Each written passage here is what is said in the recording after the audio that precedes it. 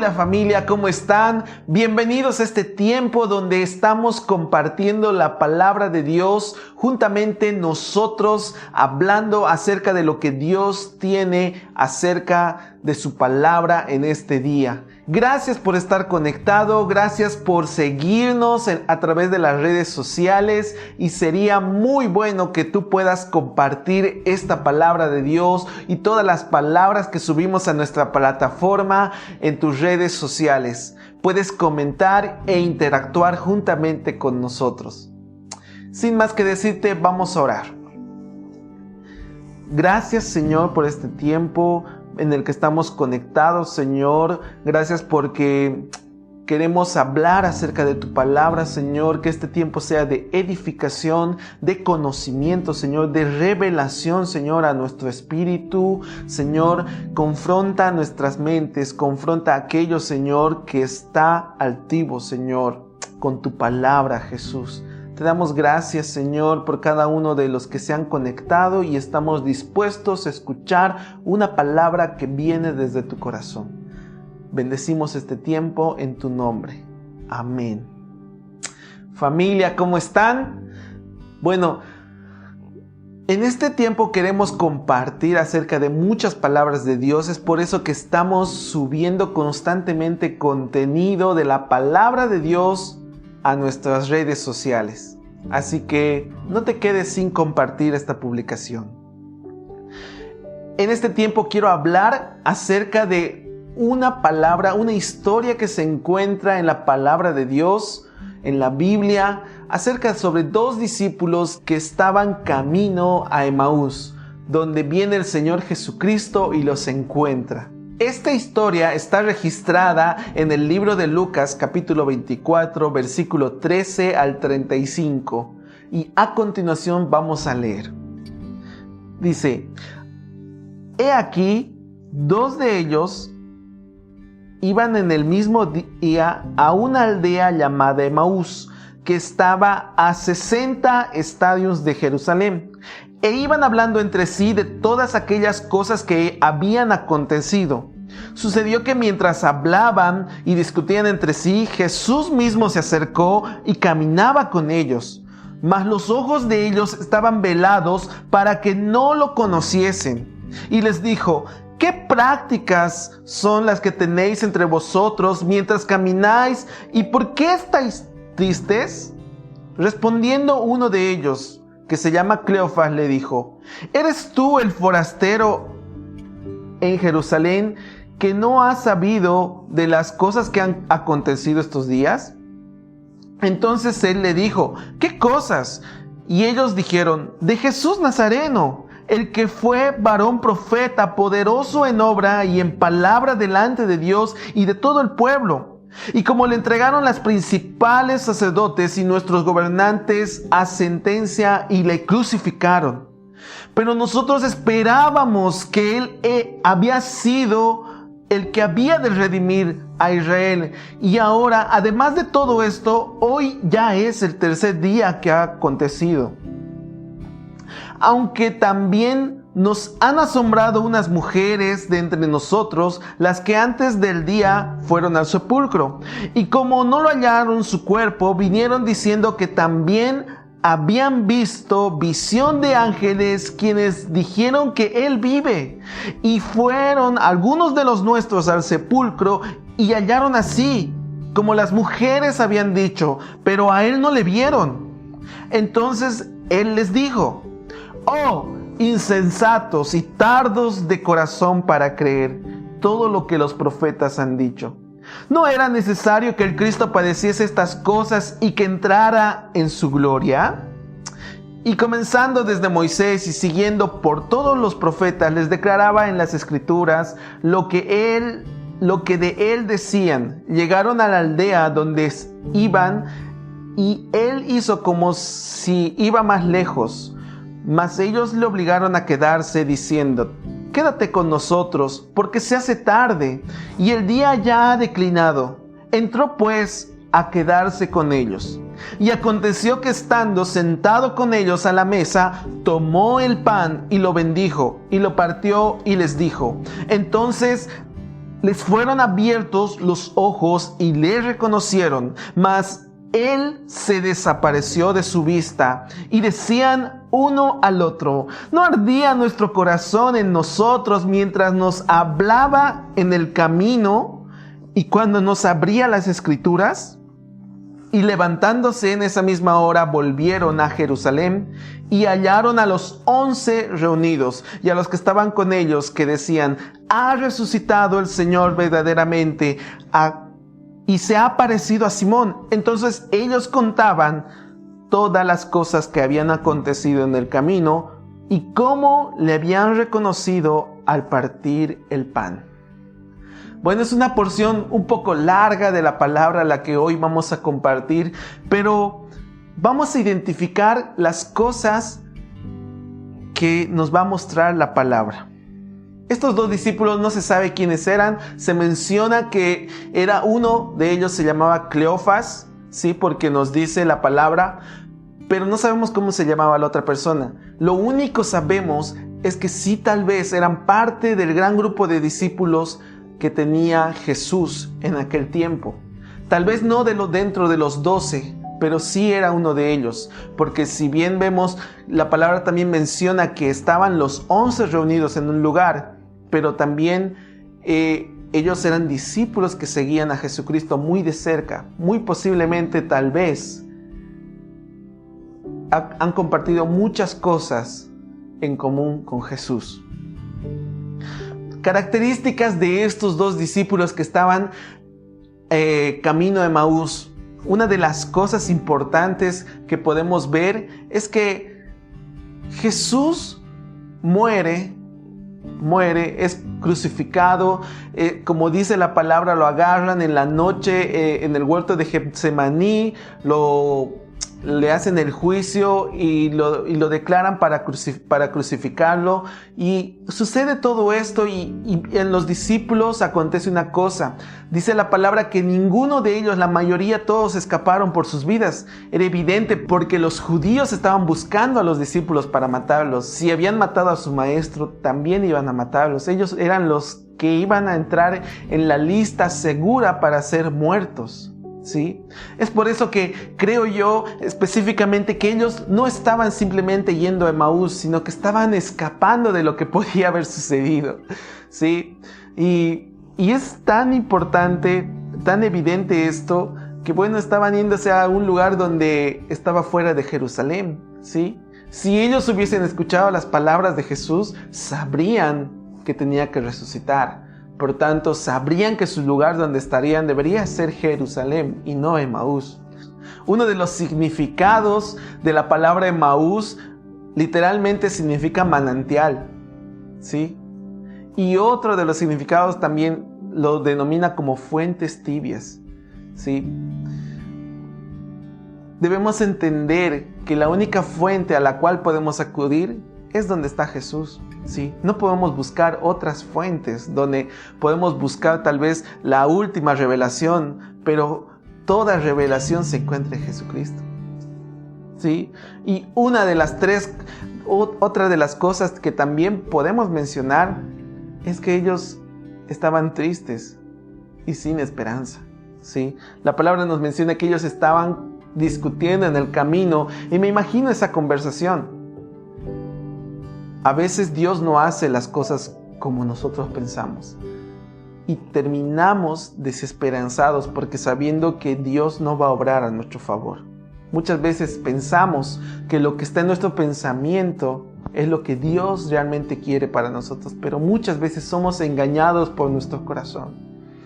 Muchas veces nuestro corazón nos engaña y nos habla y nos pone pensamientos que no son, haciéndonos creer muchas cosas. Es por eso que yo menciono que una de las tres cosas que hay aquí es que ellos estaban sin esperanza porque habían creído que Jesús tenía que actuar de cierta manera, pero Él no lo hizo,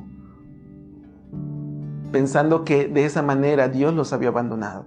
Vamos a hablar acerca de la primera parte. Ellos estaban escapando. ¿Cuántas veces, muchas veces, cuando nosotros estamos caminando en el Señor, muchas veces estamos andando en su palabra, Dios a veces nos pide hacer renuncias?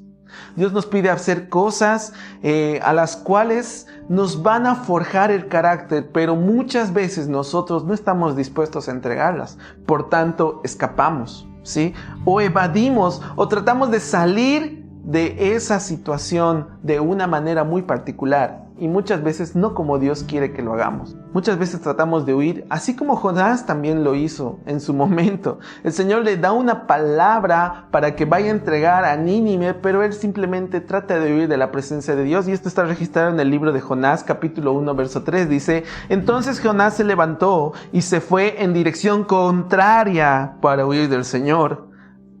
Descendió al puerto de Jope, donde se encontró un barco que partía a Tarsis. Compró un boleto y subió a bordo rumbo a Tarsis con la esperanza de escapar del Señor.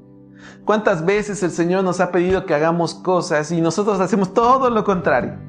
¿Sí?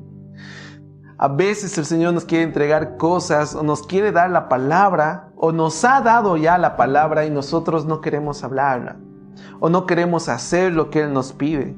Jesús ya sabía que también lo iban a dejar solo, ¿sí? La palabra muestra que muchos de sus discípulos iban a escapar y Jesús ya lo sabía. Jesús dice en Juan capítulo 16, verso 32 lo siguiente: pero se acerca el tiempo, de hecho, que ya ha llegado, cuando ustedes serán dispersados. Cada uno se irá por su lado y me dejarán solo. Sin embargo, no estoy solo, porque el Padre está conmigo. Jesús sabía lo que iban a hacer sus discípulos. Jesús sabía que Judas lo iba a traicionar. Jesús sabía que Pedro lo iba a negar. Y Jesús sabía también de estos dos que iban a estar escapando. Como dice la palabra, todos iban a escaparse. Como les había comentado, habían matado al maestro. De seguro iban a matar a sus discípulos.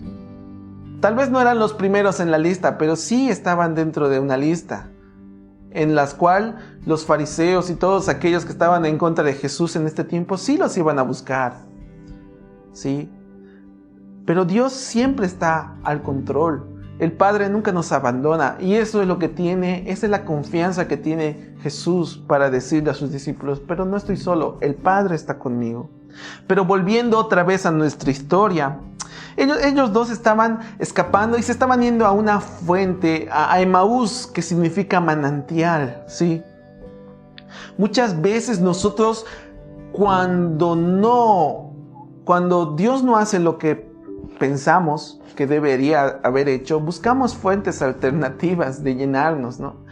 La palabra de Dios nos muestra que nosotros no necesitamos correr a otros manantiales o a otras fuentes, porque si nosotros tenemos a Jesús, si nosotros creemos a Jesús, Jesús dice que nosotros somos ríos de agua viva, de nosotros brotarán ríos de agua viva. Esto es lo que dice en Juan capítulo 7, verso 38, que dice: el que cree en mí, como dice la Escritura, de su interior correrán ríos de agua viva. Es necesario entender nuestra identidad, porque a veces no creemos lo que tiene que salir de nosotros. Y muchas veces, en vez de aceptar nuestra identidad de hijos, preferimos aceptar lo que el mundo nos tilda, ¿sí? Pero preferimos buscar manantiales que no tienen nada que ver con Jesús y buscamos hacer nuestra propia prudencia, ¿sí? Sin embargo, el hecho de no tener identidad nos va a conducir muchas veces al camino incorrecto y tal vez estemos en el camino de Emaús, ¿no? Entonces, una de las cosas que produce la falta de identidad también es la indecisión, de estar titubeando entre que sí o no, o voy por aquí o voy por allá. Muchas veces eso va a hacer que nuestro camino se retrase, ¿sí? El no reconocer la voluntad de Dios para nuestra vida nos empujará a vivir en una vida de indecisión. Y sabes, en Apocalipsis, Dios juzga a la iglesia indecisa como tibia, ¿sí? En Apocalipsis 3:15 dice lo siguiente: yo sé todo lo que haces, no eres ni frío ni caliente. Cómo quisiera que fueras uno o lo otro, pero ya sé que eres tibio, ni frío ni caliente, te escupiré de mi boca. El hecho de ser indecisos nos puede empujar a una manera andar en la tibieza, ¿sí? ¿Por qué? Porque no sabemos si vamos a ir por la derecha o por la izquierda, o si esto es bueno o esto es malo, o no sé, vamos a vivir de ambos, ¿no? O estamos ahí en el término medio. Y es difícil muchas veces reconocer quiénes somos, pero es importante ser decididos, ¿sí? Ahora, muchas veces, ya que estamos caminando en la indecisión, vamos a terminar siendo incrédulos de la palabra. Porque se imaginan, volvemos a nuestra historia, en la que ellos dos estaban discutiendo en el camino y por último se vuelven incrédulos, ¿sí? Porque Jesús, al acercarse a ellos, les pregunta de qué están discutiendo. Hablan acerca de lo que había sucedido hace 3 días atrás, que habían matado a Jesús, que era el profeta varón delante de Dios y que era poderoso y que pensaban que era el Mesías, ¿sí? Lo siguiente dice así: no obstante, algunas mujeres de nuestro grupo de seguidores fueron a su tumba esta mañana temprano y regresaron con noticias increíbles. La tibieza puede hacer que nosotros perdamos la fe. Y una vez que perdamos la fe, vamos a entrar en la incredulidad. Eso es inevitable. Desde que empezamos con nuestra falta de identidad, nosotros vamos a andar indecisos de quiénes somos. Y al ser indecisos de quiénes somos, vamos a dejar de creer en las promesas de Dios. Una de las promesas que Jesús había dado a sus discípulos es que Él iba a morir. Pero la segunda parte era que Él iba a resucitar, ¿sí? Pero la confesión de ellos y su expresión es de asombro, de decir, esas mujeres nos han dicho cosas increíbles, ¿sí? Cosas que no se pueden creer. Sí. Otra de las cosas que hace que la incredulidad entre en nuestro corazón nos hace necios y nos hace tardos de corazón. Porque mira, esta es la llamada de atención de Jesús cuando les dice a sus discípulos. Dice, entonces Él les dijo, hablando de Jesús, oh insensatos y tardos de corazón para creer todo lo que los profetas han dicho. Una vez que nosotros entramos al camino de la incredulidad, nosotros simplemente nos volvemos insensatos. Mira lo que dice en Lucas 24, en nuestra historia. Dice Lucas 24:16, mas los ojos de ellos estaban velados para que no le conociesen. Y les dijo, ¿qué prácticas son estas las que tienen entre vosotros mientras caminabais? ¿Y por qué estáis tristes? ¿Sí? Más abajo en el verso 21 dice lo siguiente, nosotros teníamos la esperanza de que fuera el Mesías que había venido para rescatar a Israel y todo sucedió hace 3 días. ¿Sí? Una de las cosas que puede llamarnos la incredulidad es quitarnos la esperanza, ¿sí? Si bien la palabra de Dios nos habla de que nosotros debemos tener una esperanza en Dios mediante la fe y por esa media esperanza esperar que nosotros vamos a ser redimidos, vamos a ser perdonados, el camino hacia la tibieza, el camino hacia Emaús puede traer una cosa. Puede conducirnos a la desesperanza, ¿sí? Otra de las cosas es que sus ojos estaban velados. ¿Cuántas veces nosotros creemos que sabemos todo? Muchas veces creemos que lo sabemos, que podemos salir y entrar, podemos divagar, hacer lo bueno y lo malo a la vez, pero sin embargo, tenemos los ojos velados.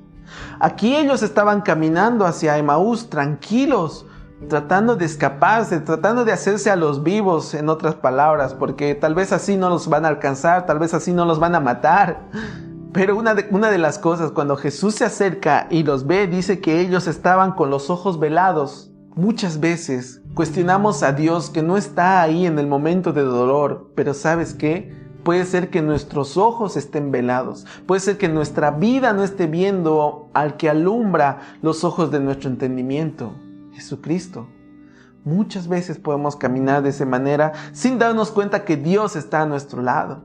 A veces nuestra esperanza está puesta en lugares que no deberían ser, como las riquezas, como nuestros pensamientos, o como nuestra jactancia o nuestro orgullo, ¿sí?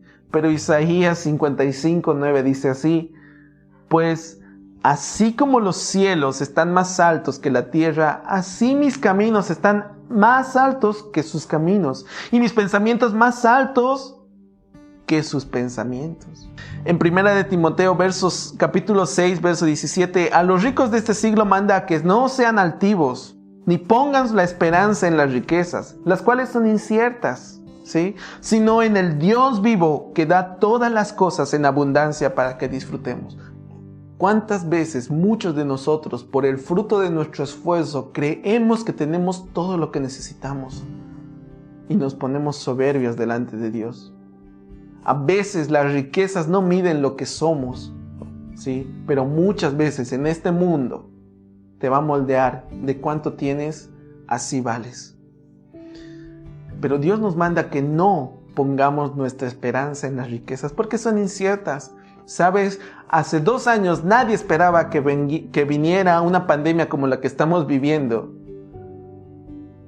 Y muchos han perdido sus trabajos, muchos han perdido su riqueza.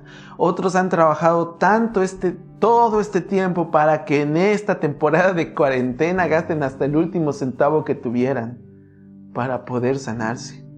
¿Te imaginas? Por eso Dios nos manda a que disfrutemos las cosas que Él nos da, ¿sí? Él nos da la riqueza, Él nos da en abundancia. Por eso nuestra esperanza no debe estar en las riquezas, ni en nuestros pensamientos, porque nuestros pensamientos son más bajos. Dios tiene pensamientos más altos que los nuestros. Él ya ha puesto cuál es nuestro destino, ¿sí? Ante eso, querido hermano, tal vez muchos de nosotros nos hemos identificado y estamos sin identidad, estamos sin esperanza, estamos tal vez escapando de ciertas situaciones, ¿sí? Pero ¿sabes? Hay una actitud correcta de estos discípulos al final. A través de ese tiempo, Jesús se toma el tiempo de explicarles lo que Él había venido a hacer. Y una de las cosas que hacen ellos es invitar a Jesús a su casa, ¿sí? Mira lo que dice en Lucas 24, en nuestra historia, dice en el verso 28, dice, para entonces ya estaban cerca de Emaús y al final del viaje, dice, Jesús hizo como que iba a seguir adelante, pero ellos le suplicaron, quédate con nosotros esta noche, ya que se está haciendo tarde. Entonces, Él los acompañó a la casa, ¿sí?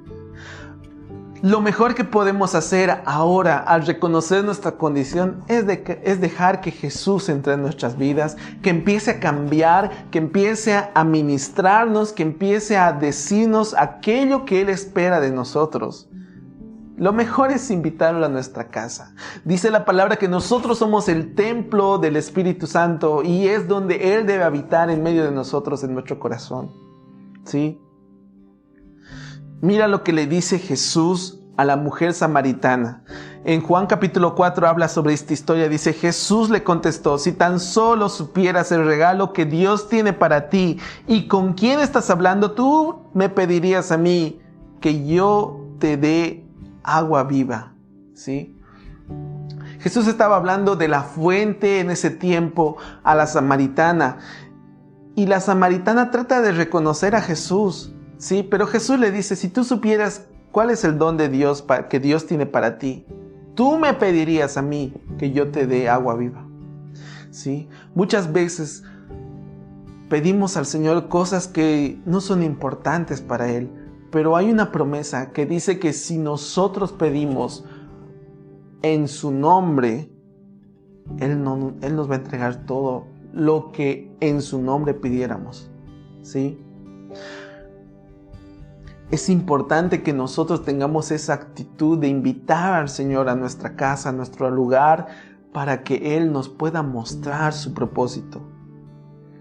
Una vez que hemos reconocido nuestra condición delante del Señor y dejamos que Él entre en nuestro corazón, nosotros debemos ser confrontados con nuestro pecado. Y ellos reconocieron que habían sido confrontados, porque mira lo que dice más abajo en la misma historia, en el versículo 32, y dice, y se decían uno al otro, ¿no ardía nuestro corazón en nosotros mientras nos hablaba en el camino y cuando nos abría las Escrituras? Es importante recibir la confrontación de parte del Señor, porque sé que esa confrontación no es para muerte, sino que es para vida. Mira lo que dice en Apocalipsis capítulo 3, versículo 19. Dice: yo reprendo y castigo a los que amo. Sé pues celoso y arrepiéntete. Jesús nunca nos va a confrontar para destruirnos. Y aunque si Dios nos destruyera, tenemos la esperanza de que seremos resucitados. Tendremos la esperanza de que seremos levantados, ¿sí? Por Él, ¿sí? Y una vez que vino la confrontación, ¿sabes? La recompensa de la confrontación, la recompensa de dejar que Cristo Jesús entre en nuestra vida es solo una cosa: su revelación. ¿Sí? Mira lo que dice en nuestra historia de Lucas 24, versículo 30. Y aconteció que estando sentado con ellos a la mesa, tomó el pan y lo bendijo, lo partió y les dio. Verso 31. Entonces les fueron abiertos los ojos y le reconocieron, mas él desapareció de su vista. ¿Sí? Saben, esta parte me hace acuerdo mucho a lo que sucedió en Apocalipsis cuando Cristo está reprendiendo a la iglesia de la Odisea. Les da el famoso versículo de Apocalipsis 3:20. Dice: he aquí yo reprendo y castigo a los que amo. Sé pues celoso y arrepiéntete. Verso 20 dice así: he aquí yo estoy a la puerta y llamo. Si alguno oye mi voz y abre la puerta, entraré a él y cenaré con él y él conmigo. En otra versión, en la Nueva Traducción, dice lo siguiente: mira, yo estoy a la puerta y llamo. Si oyes mi voz y abres la puerta, yo entraré. Cenaremos juntos como amigos. Vale la pena el reconocer nuestra condición delante de Jesús para que Él haga en medio de nosotros una nueva obra. Y más, que Jesús se revele a nuestra vida. Que Jesús se revele a nuestro camino, ¿sí? Y en vez de caminar por caminos de aguas tibias, caminemos brotando agua viva en medio de nosotros. El hecho que Jesús entre en nuestra vida, el hecho de que Jesús entre a nuestra casa, que abramos nuestra puerta y que habite en medio de nosotros. ¿Saben? A mí me gusta ser amigo de Jesús, porque sé que Él siempre se acercará como una persona que tal vez me confrontará, que tal vez me dirá que estoy mal, pero me restaurará. Revelación no es otra cosa que quitar velos en medio de nosotros. ¿Cuántas veces nosotros estamos ciegos, estamos tristes, y esos son vendas que están en medio de nosotros, quitándonos la visión? Sin embargo, cuando Jesús viene, Jesús rompe cada venda, ya sea de cualquier problema, y se revela y podemos verlo a cara descubierta. La palabra nos insta en Efesios, dice que alumbra los ojos de nuestro entendimiento, ¿sí? Y en Hebreos nos menciona de que caminemos puesta nuestra mirada en el autor y consumador de la fe, ¿sí? Así que, querido hermano, querida hermana,